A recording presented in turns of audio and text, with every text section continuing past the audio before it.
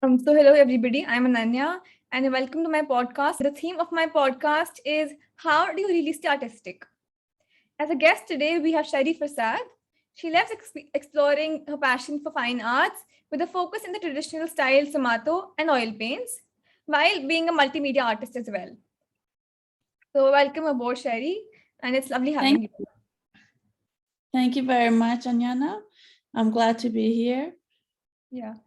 So I had a couple of questions for you and the first of them being I read about you on LinkedIn and your site. So, what prompted you to become a full-time artist, as you mentioned? Okay, so sorry about that. I became a full-time artist last year. Um, I I had a career in accounting, and 10 years before that, I was in IT. So I've had 20 years of professional working experience, but it was not what I thought it would be when I was young. So when I wanted to decide what I want to do, I didn't think arts because you don't think you make money from it, and it wasn't at the forefront of my goals to do because I didn't think it would be possible. And so I went to university and I pursued IT and then an accounting. But last year, I did have a big job as treasury and finance manager for 4 years. And it was a very stressful job with high responsibility in a quite big, a large company with over 100 employees. So it was very stressful. And I realized when COVID happened, I had a moment of time to myself, not actually doing more work because we were working longer hours at home, but because I was alone, I had a moment to reflect and see what I was doing to myself and whether I want to live like this. And to be honest, I didn't think I would live too long because I would probably have a heart attack or something from the stress. So I thought, there was a moment where like I knew for a few months that like I couldn't keep going like this. And I knew I had a feeling that something was coming. And then it was in June 2020 that there was an incident, and I thought it felt like a download. Like I wasn't upset or anything like that, but it was like a download, a calm download that, okay, this is it. You need to leave now. Like your career is finished here. And I just didn't really want to do it anymore. Like no matter for the money or anything else, I didn't want to do that job and that lifestyle anymore. So once everything else fell out of my focus, so basically when all the external things, all the busyness stopped, then I saw within myself that, oh my God, yes, this is what I want to do. And that's when I decided to actually do something that I loved, and it made me happy. Like I was at peace with, when I did it. And I had naturally talent in it because I realized I could do it when I was young, very young, but I ignored it. I guess I had the calling from when I was young, but I just kept pushing it aside and ignored it and believed everybody else and tried to do what the society tells you to do. You Was can't that do because art, sorry, make money. was Sorry. that because you felt that art really did not have any value back then, or just because society said something else that, do something in finance, do something in accounting?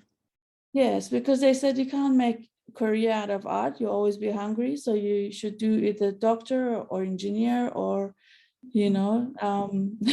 dentist or something like that. So then I just was focusing on doing maths and sciences and things in that nature. And also because arts wasn't really taught well in high school. It wasn't artists that were teaching. Like we often had maths teachers or sports teachers supervising the class. And I thought when they mark you, for example, when you deciding to go to university, you need high marks. I didn't want to base that on somebody's opinion on my art. It's just like one person's opinion. If they don't like it, then it's like there's no like mathematics you can calculate. Yeah. It's either right or wrong. It's subjective, but art is very subjective. So that was a bit scary for me. I didn't want my marks to be judged and risk my HSC marks based on that. I was quite competitive back then. Yeah.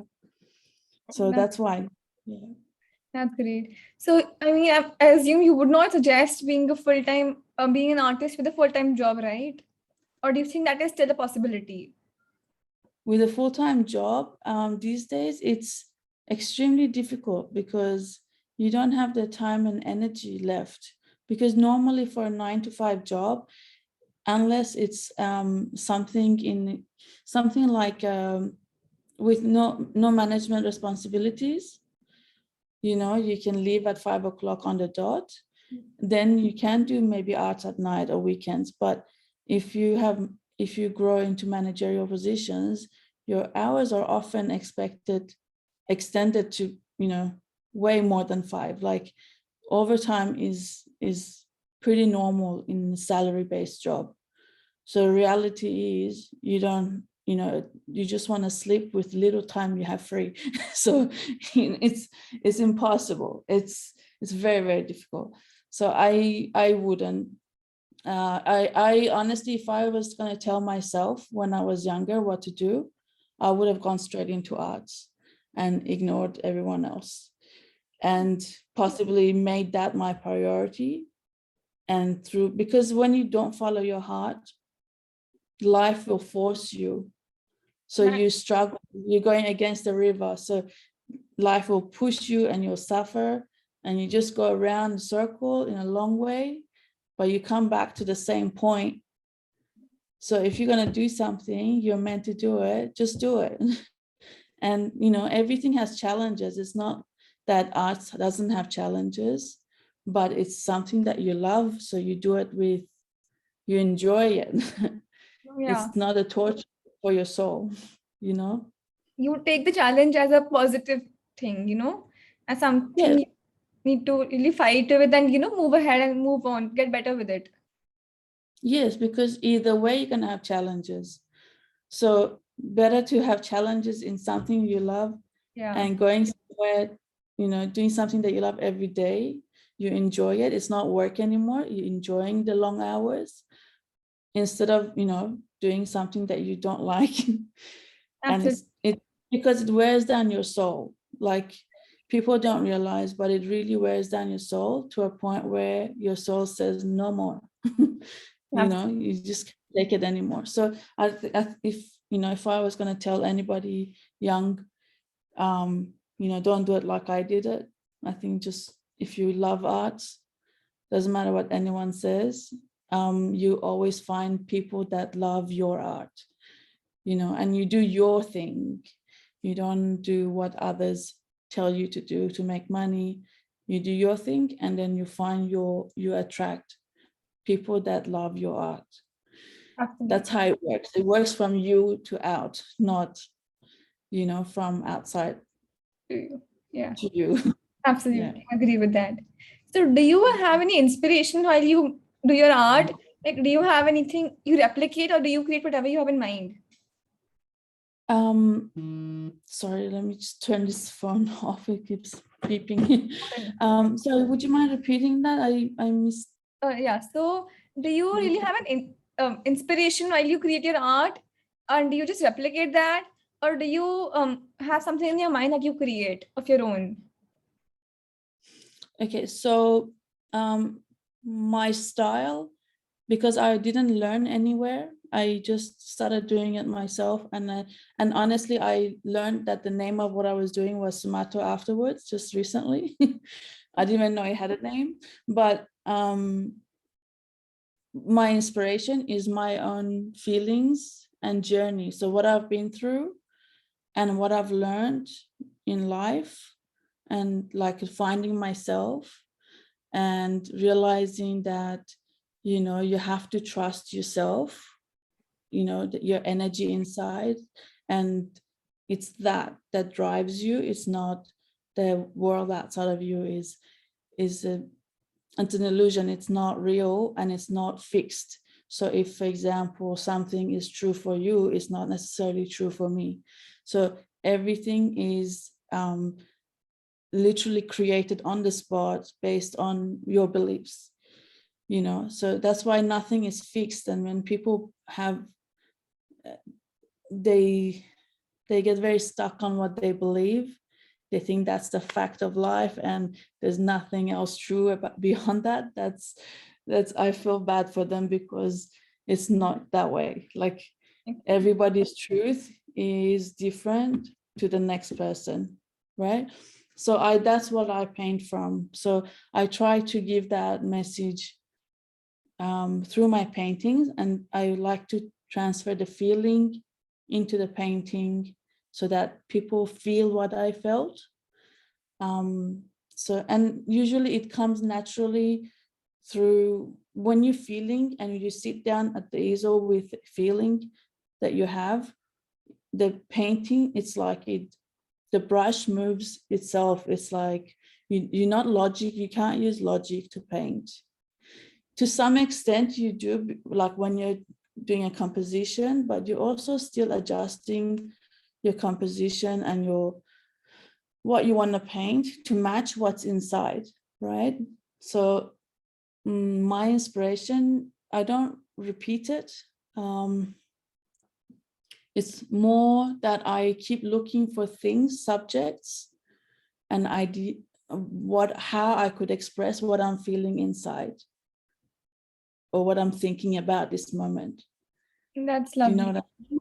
Like, I Yeah. use the tools to yeah. You don't really copy something you saw and then you just think that this is the final thing I want to create. Yeah. So for example, this one's behind me, I wanted to express love, but love and pain, like the pain of love, that the agony of being in love.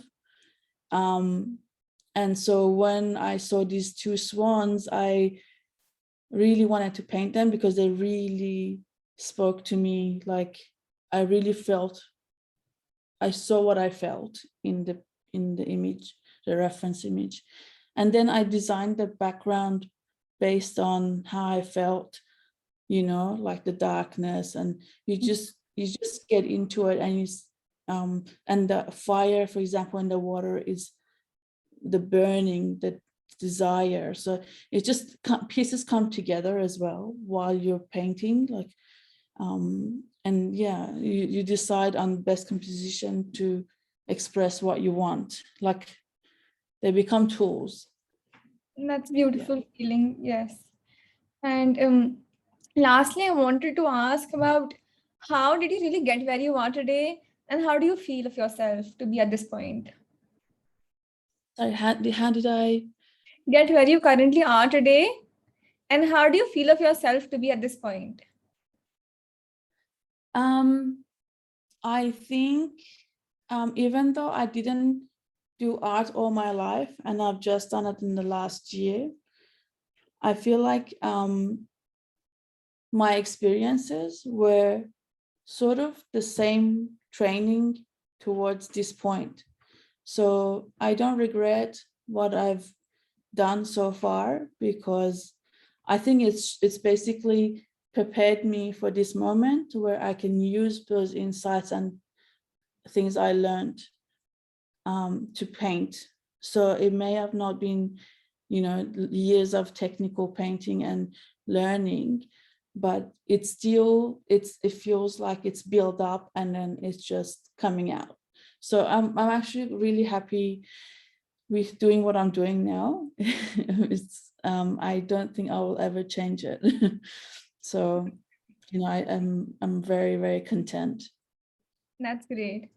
Thank you so much. It was lovely having you answer these questions and knowing what you really feel for these. I could really sense that it was coming out from the heart and not just for the sake of answering the questions.